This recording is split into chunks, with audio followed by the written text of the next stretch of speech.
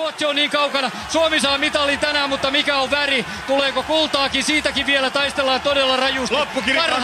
Loppukirikamppailu ja Venäjä on kolmantena. Kukaan ei pääse irti ja kolmikko laskee tänne.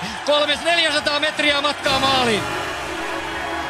Ja Saksa ensimmäisenä. Jauhojärvi tuohon kovaan mutkaan. Ruotsi on jäänyt 100 metriä. 80 metriä. Sieltä ei mitaleilla tulla. Ja Sami poikkaa sisän kautta.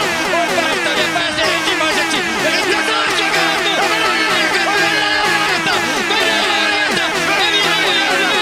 Sami Jauhojärvi johtaa 5 metrillä. Suomi johtaa tätä viestiä. Sarke kaatuu siitä. Ruotsi painaa kolmanneksi. Saako Kriukko mennä kiinni? Pystyykö hän tulemaan tuolla viimeiseen mutkaan? Suomi johtaa 3 metriä. Suomi on voittamassa miesten olympiakultaa.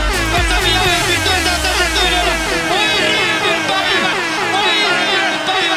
Suomi voittaa! Sieltä mennään kiinni! Suomi voittaa todella! Ei saa kiinni! Ei saa kiinni! Ei saa kiinni! Ei saa kiinni! Ei saa Suomi voittaa! Jauhojärvi voittaa! Suomi olympiakultaa! Ei onneksi olkoon! Valmentajana Venäjä on lyöty kalloilla! Ja nyt tulee Ruotsi! Ruotsi tulee kolmanneksi! Sitten tulee Norja! Sitten tulee Sveitsi! Suomi on voittanut parisprintin olympiakultaa! Sami Jauhojärvi! Iivo Niskanen! Ja nyt sitten, nyt on aika! Nyt on aika! Helsinki, porilaisten marssi.